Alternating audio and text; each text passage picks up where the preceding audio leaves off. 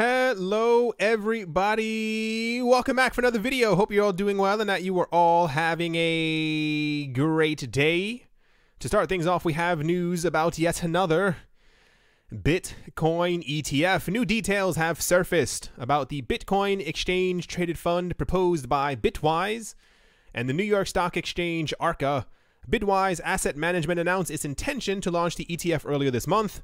If approved, it would be the first Bitcoin ETF to make it to the market in the United States. At the time, the company said New York Stock Exchange ARCA would file the 19B-4 rule change proposal in the near future. NYSE ARCA indeed filed the form the same day, but it does not appear to be listed on any SEC website, possibly due to the, this was made before the shutdown temporarily ended. As a result, the document went largely unnoticed, despite being posted on the NYSE ARCA's own website. An SEC spokesperson did not immediately respond to a request for comment because they never ever do. When Bitwise first announced the ETF proposal, the company said it differed from previous such efforts because a regulated third-party custodian would store the Bitcoin. The company also said it would draw pricing data from the large number of exchanges, including both spot and physical settled futures, to calculate the index determining the asset's value. The filed proposal elaborates on the methodology, noting, for example, that these prices will be weighted such that Bitcoin prices from exchanges with a greater amount of trading volume in the prior hour are weighted more heavily than Bitcoin prices from exchanges with lesser amounts of volume. The exchange believes that the proposed rule change is designed to prevent fraudulent and manipulative acts and practices and to prevent and protect investors and the public interest. The proposal says in the previous ETF projections, the SEC has highlighted concerns about market manipulation. Is this going to get approved? No one knows. I feel like as NYSE, New York Stock Exchange ARCA, I believe is a subsidiary of the New York Stock Exchange, one can assume that they may have a bit of a slightly maybe better chance than the CBOE, the whole VanEck Solid X thing, especially since they also just withdrew their proposal for it, which I think is kind of funny because they did it a couple days before the U.S. government temporarily reopened again. It was like for 3 weeks or something like that. Let's see if this is actually going to happen. I don't know if it has the exact number of days or somewhere around here. Nope, it doesn't say the exact amount of days that it takes for the actual proposal to go through. I think the SEC, what is it, like 260 days, 290 days that the SEC has to be able to say yay or nay for it. I feel like there's more of a rapid push to try and get these things going because we know that there are a lot of futures contracts that are trying to be pushed out as well. Anything related to a Bitcoin something is trying to make their way into the market. It's just a shame that we have to constantly rely or wait for the SEC to give approval for something, especially even when what was the other woman? Not Christine Lagarde, she's the head of the International Monetary Fund. The woman who is one of the top 4 members of the SEC, who even said before that she thinks that the other members of the SEC are overstepping their bounds when it comes to the approval of a Bitcoin ETF. The entire thing that they should be looking for, in her words, as they should be making sure that the market isn't manipulated behind the scenes, and that there are proper price metrics for being able to release a Bitcoin ETF so that investors who are trying to get into the Bitcoin ETF space know exactly what they're getting into, and that's as far as the reach of the SEC goes. But apparently, like I said, according to her, the SEC seems to think that they control Bitcoin, especially, which I think is kind of a bit of a power struggle in my opinion, because we know that Bitcoin has been deemed to be not a security, therefore it's a commodity. And I feel like that the SEC is trying to do what they can, because since they cannot control Bitcoin, they can control funds or other things that are securities or deemed securities that are going to be attached to the Bitcoin name. So this is how I feel like they're flexing their muscles, in my opinion. I'm pretty sure you kind of get what I'm saying. Anyway, I think this is maybe only one of maybe 2 actual ETF proposals that we have floating around out there. Once again, don't hold your breath, but it looks like this could have a slightly better chance, but I have a strong feeling, unless the market really picks up, and I once again say, unless the New York Stock Exchange rather backed and the NASDAQ actually end up launching, because they're also going to have these like custody things on their platform. And one of the main things that the SEC has said before is that they want to be sure that there are proper custody solutions for Bitcoin, so that whatever they think could possibly happen will not happen. And therefore, I think until we have these things actually launching, I don't think we'll see any ETF, anything related to Bitcoin. Once again, and I mean, this also, I wonder exactly what's going to happen. These are kind of my own personal thoughts. If you paid attention to the US shutdown, apparently it's not a complete unshutdown. It's apparently like a 3-week thing while they kind of get themselves together, not jumping into politics.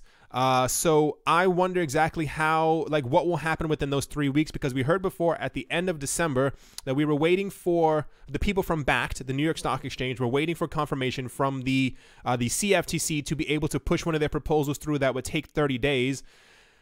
If within that 3-week period, if they will be able to kind of finalize it, exactly, I don't know exactly what's going to happen, but I said before, I think I feel like it's going to launch sometime in March. And it would be nice if during the next 3 weeks we get some type of confirmation that things are actually moving behind the scenes. Anyway, Bitcoin ETFs are constantly a major talking point for the cryptocurrency space. We will eventually get an ETF, hopefully sooner than later, so everyone can kind of focus on something else. And I always wonder if we weren't waiting for a Bitcoin ETF, like what crypto would be focusing on, like what would be the major news story, or what would be the thing that everybody kind of wants to happen if we didn't have to wait for an ETF, because for some reason the ETF is kind of the story of the year, and then some. Yeah, let's move on. Next up, Mike Novogratz's crypto merchant bank known as Galaxy Digital is reportedly raising at least $250 million to offer loans to crypto-related firms, according to an unconfirmed report published by American news site Business Insider on the 23rd of January. Citing 2 unnamed people familiar with the matter, the news outlet claims that Galaxy Digital is purportedly planning to close the first fundraising round for its crypto credit fund in March. A Galaxy representative has reportedly declined to comment to the issue of the Business Insider. According to the article, Galaxy's lenders will be able to get their loans by using crypto assets, real estate, and crypto mining hardware as deposits. 2 anonymous individuals also noted that Galaxy decided to launch its own fund after seeing an increased demand for crypto lending services from firms amidst the bear market in 2018. Founded by former Goldman Sachs partner Michael Novogratz, Galaxy Digital is also lending to crypto businesses using its own balance sheet, according to Business Insider. The other interesting part was, where was it? So and so. Can't find it. There we go. According to Business Insider, another crypto loans company known as Salt, or Salt Lending, issued $54 million in loans by the end of 2018 and is planning to expand its team by 25% this year. Salt is not something that we typically hear about. Salt was one of my favorite coins around 2017. I myself, especially if you've been watching my live streams, I myself don't care for the idea of getting into debt. I do everything that I can to not get into debt, to ever take out a loan. However, debt is a very big business, and it's a very big money-making business. A lot of people think that the advent of cryptocurrencies will get people away from being in debt. That's not how the world works. One of the principal or main ideas of Bitcoin is that we would get away from a debt-based economy, in that as no more Bitcoin, focusing just on Bitcoin, no more Bitcoin can be printed ever, or, you know, as the final Bitcoin is then made by the system, we will have a proper record of exactly how many Bitcoin can ever be made, how many are out there, what have you, so on and so forth. A lot of people have mistakenly thought that there will therefore be no more debt anything based or type of lending platforms. You are mistaken. People will still find a way to try and put up things as collateral to be able to, even if we have a world where we just have Bitcoin, to be able to get more Bitcoin to be able to fund other projects that they have, and then try to, it's the same exact way that the world works out right now. Anyway, the point is, I have an investor soft spot for lending platforms, simply because to me, and I've said this before when I was talking about Salt in one of my many other videos long ago, people are always going to take out loans. We saw what happened during 2017, and this is why I implore people to understand how finance works, and please, if you can, make sure that you do not get yourself in debt. I want to say that's not financial advice, but Please make sure that you understand how money works and don't get yourself into any financial trouble, because we're going to see the exact same thing that we saw in 2017. You guys remember those people making these videos when BitConnect crashed and all this other stuff, who were taking out loans to put their money into BitConnect, into all these other coins that no longer exist, and they were crying in their car during their YouTube videos.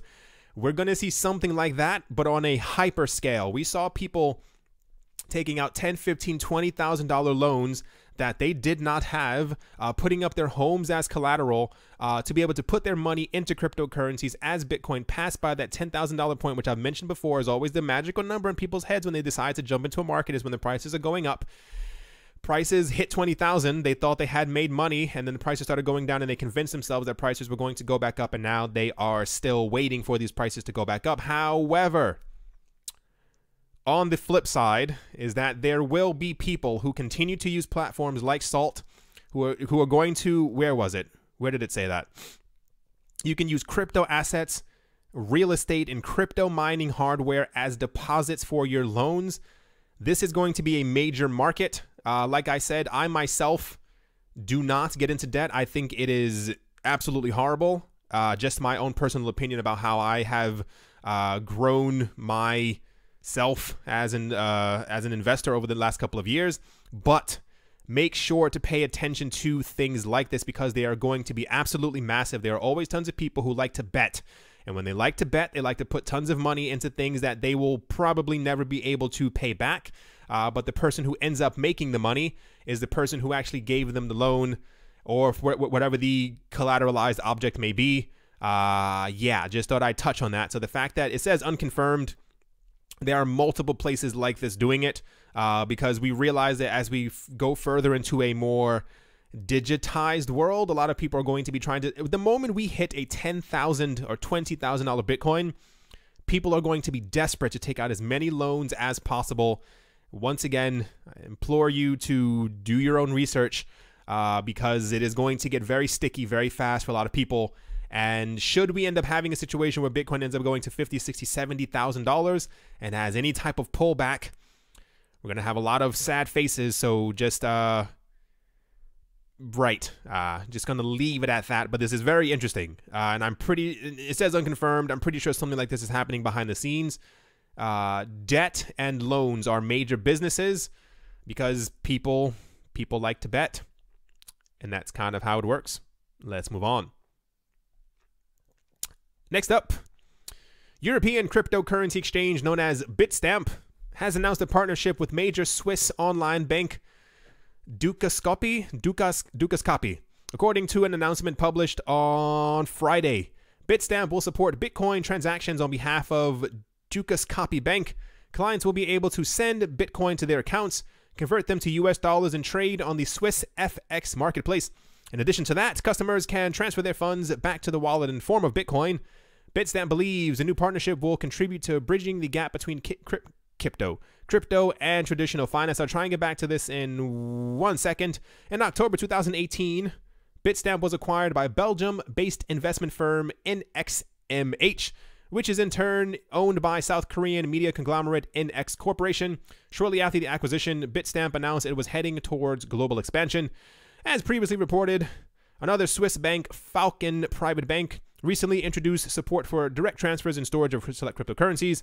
As of January, the bank supports 4 main coins: Bitcoin, Bitcoin Cash, Ethereum, and Litecoin.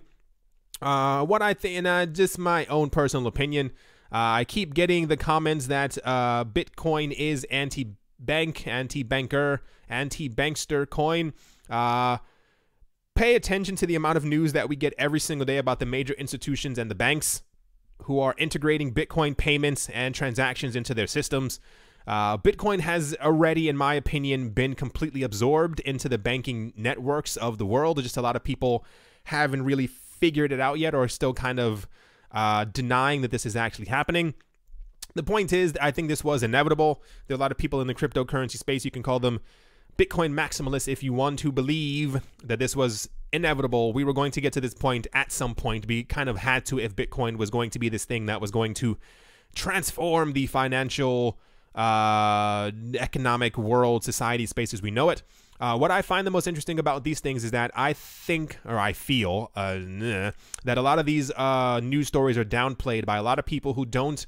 I've noticed a heavy amount of movement when it comes to cryptocurrency places where I get my news. They are more likely to report about the evils of Ripple or XRP, or how this project isn't working, or how EOS only has 21 so-and-so, or how Ethereum is too blah, blah, blah. But they never really report heavily, like the more Bitcoin-centric websites, about Bitcoin, air quote, partnerships with banks and stuff like that, or them accepting Bitcoin, because it kind of leads us into this world where Bitcoin shouldn't actually be used for banks, but it's going to be. One thing that I think people are missing about this is that it is slowly taking over the world. And even on another note, when we get into situations like this is going to increase the volume of Bitcoin and these other coins that they are integrating or allowing as payment options substantially. I still think a lot of people, maybe not all of you out there, but maybe it's just being downplayed on purpose when it comes to the news and stuff like that, because they don't really want people. And I don't want to. I use the term crypto revolution very lightly. It makes us seem like we're like a like Mad Max situation where we're all like just completely insane digital. Anyway, the point is, when these things are happening, it's going to increase the amount of transactions that are happening through these networks incredibly fast, especially if we end up having a bull run anytime soon. The idea that you can transfer Bitcoin, even if you end up having to swap into US dollars, but you're able to get your funds back in the form of Bitcoin, that increases the volume and transaction by a whole lot. This isn't the first bank that's doing this. There are already a lot of other ones behind the scenes, keeping in mind that when we do get news like this, it kind of, it appears randomly. It kind of jumps out of nowhere. Oh, wow, that's kind of cool. We can now do this with our Bitcoin and money and so and so and so. But every other day we're getting some type of news about another bank, even though they may not be the JP Morgans or the Deutsche Banks. Smaller banks add up very, very fast. These banks aren't just transferring, $300 back and forth. Over the course of a couple of months, they're doing several billion. And when you add up 140 different banks around the world who are all doing the exact same thing, or they're integrating these things as payment options, or they're allowing you to swap futures and ETFs, and they're all physical and stuff like that, this all ends up adding up. I wonder if we will, probably, I don't think it'll happen this year, but if we will eventually get to a point where Bitcoin's daily trading volume is in the, I want to say like 50 billion range, even maybe $100 billion range. We had the news story a couple days ago that the Bitcoin, I think, transferred $3.3 trillion worth of value, just Bitcoin alone, in 2018. And keeping in mind, that's when we had not even a bear market. It was like I almost said a raccoon market. It's whatever's bigger than a bear and whatever's scarier than a bear. The point is, this is only going to accelerate. Like I said, I think they're downplayed by the media, and I think they're downplayed by people who are heavy Bitcoin users, for whatever you kind of want to call them, simply because we're not, Bitcoin is not supposed to be associated with banks. It is. They are the ones who kind of control it. And when you hear news stories about the big payments going back and forth of, 15, 20,000 Bitcoin swapping from wallets, hint, it's not happening amongst normal people. It's happening amongst these institutions. Anyway, let's move on. Next up, ZCash is a privacy-focused cryptocurrency project, not dissimilar to Bitcoin. Both projects share a total fixed supply of 21 million coins. Social trading and multi-asset brokerage company known as eToro has added ZCash, or ZEC, to its extensive list of cryptocurrency offerings, somewhere around here. The addition of the major altcoin brings eToro's crypto offerings up to 24 coins, as the platform currently offers Bitcoin, Ethereum, Bitcoin Cash, XRP, Litecoin, Ethereum Classic, Dash, Stellar, Neo, EOS, Cardano, IOTA, and Binance Coin, which once again I think is very weird that so many other trading platforms are now listing Binance Coin. There was a time in my life where I saw absolutely no need for a Binance Coin, but the fact that it's being added on just about multiple different cryptocurrency exchanges probably tells me Binance Coin and Binance themselves are probably going to be around for a very long time. They spoke about the addition of ZCash on their platform, how it was great, they're evolving, so and so and so, blah, blah, blah, blah, blah. Point is, this guy has been added to eToro. eToro is very, very popular. I myself have never used eToro, and if you plan on using eToro, as always, please make sure to do your own research. I do not know if the platform is horrible. I don't know if it's the best thing ever made, but please make sure before you put your money on it that you are actually able to withdraw your cryptocurrencies. That is a major thing right now in the cryptocurrency space. There are tons and tons and tons of cryptocurrency marketplaces, exchanges that are opening where you can deposit your crypto, but you can't take it out. And I know that sounds completely insane, but that's how a lot of them work. You have to put your crypto onto it, and then you're able to swap it into your local currency or US dollars or into euros, and you have to withdraw your money to your bank account. So please make sure that you are able to take your money out quickly, as it is your money. But good job for the ZCash team on being added to yet another cryptocurrency platform, and I think this is only going to continue with ZCash. I think there was a lot of confusion amongst what's it called? Like cryptocurrency coins that have like private transactions. ZCash, if I'm not mistaken, is one of the ones that you can have like unshielded transactions, so they are more transparent. But this is why I think it's kind of making its rounds and being added onto multiple places. But anyway, without further ado, let's move on.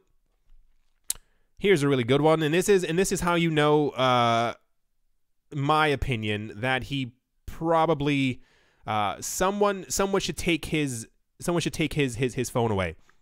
Nouriel Roubini, a notorious cryptocurrency critic, has stated that blockchain is no better than an Excel spreadsheet during a panel hosted by crypto exchange La Token. I don't know if that's LA Token. I'm pretty sure it's La Token. On the 25th of January.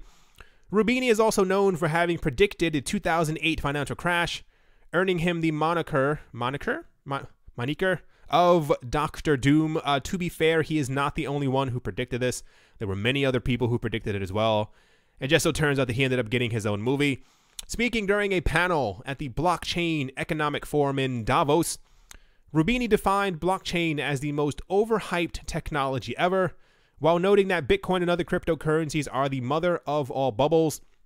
He also pointed out during the talk that blockchain and crypto have nothing to do with fintech and private distributed ledger technology. Private DLT, according to Roubini, is nothing more than a fancy database, since it is neither trustless nor decentralized. He also pointed out that, just like DLT, central bank digital currencies don't have anything to do with blockchain and crypto either. Roubini sees CBDCs mostly as a way to extend access to the central bank registry to every individual instead of granting access to banks only. Furthermore, Roubini expressed his ideas that central bank digital currencies will dominate cryptocurrencies and change banking in radical ways. Moreover, while he foresees that fintech will change finance and that cash will disappear, he is of the opinion that blockchain and crypto won't play a role in this change. Nouriel also harshly criticized what he describes as the tokenization of everything, explaining that having a token for everything would be the equivalent of going back to barter. He also pointed out how the characters in the famous Flintstones cartoons have a currency, which is seashells, arguing that tokenization is worse than that. I don't know why certain people, I feel like, my personal opinion, when you get too popular and then no one cares about you anymore, I feel like the way that you remain relevant is that you make sure that you're on panels where you can kind of downplay and talk negatively about everything. Like I said, my own opinion. That's not to say that he's not incredibly significant in the financial world, but we could do without him in the cryptocurrency space.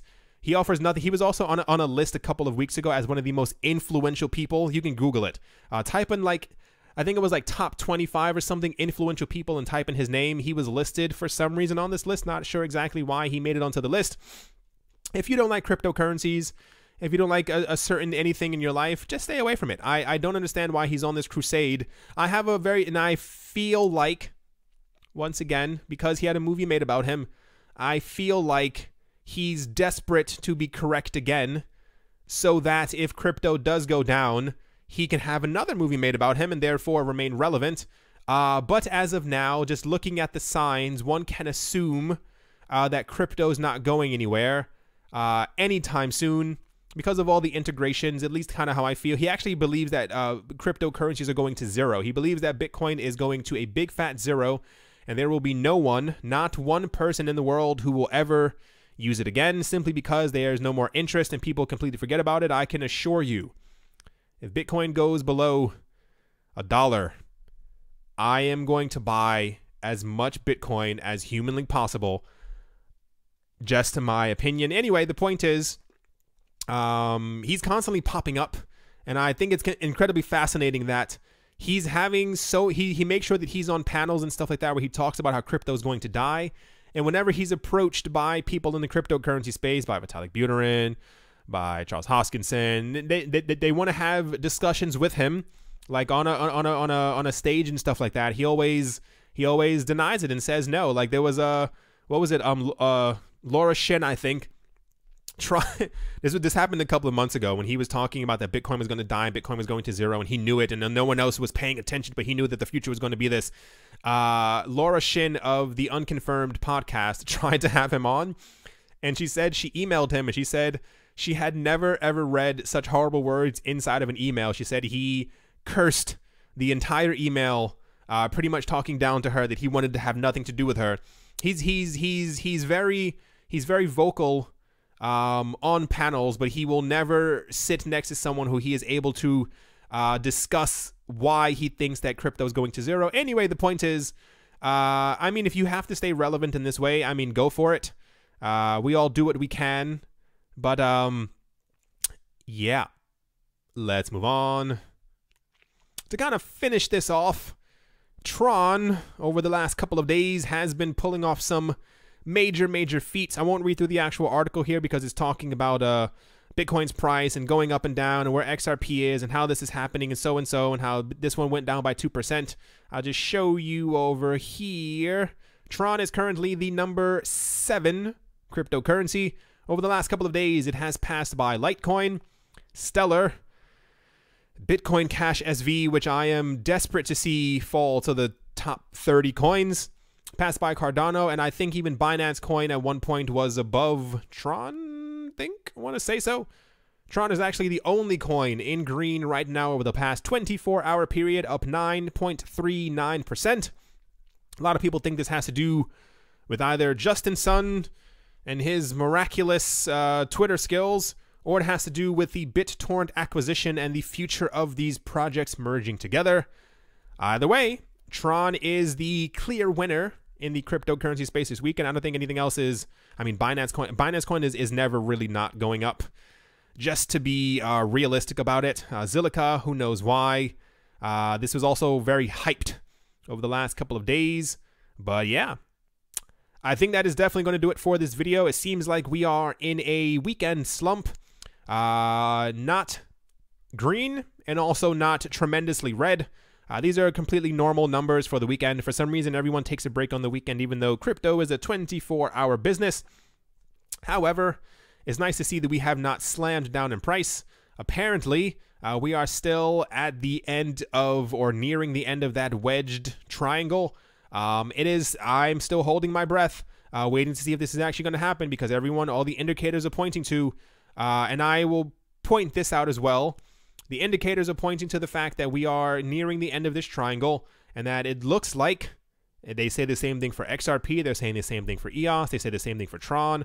I've also read it for Cardano, and maybe one other coin, can't remember exactly which one at the moment, and Bitcoin, obviously, that is looking like Bitcoin is going to shoot up in price because we're nearing the end of this. Like I said in the last video, 7 or 8 times before, we have heard this same exact news, and Bitcoin's price has always gone down. According to many analysts out there as well, they also believe that crypto has a bit further to fall before it starts going back up. I'm personally not going to buy anything until prices have dipped a tiny bit. Just gonna throw that out there. Anyway, I think that is definitely going to do it for this video. Hope you all enjoyed. Hope you all are having a great day, a great morning, a great afternoon, a great evening, wherever you are, wherever you might be. I hope it's absolutely fantastic. Thank you all once again for watching and listening. And as always, a very special thank you to my Patreon supporters, Vlad the Impaler, Gil, Boa, Snake, and Rai. Thank you very much for your generosity. I do appreciate it. And yeah, I'll talk to you all soon. See you.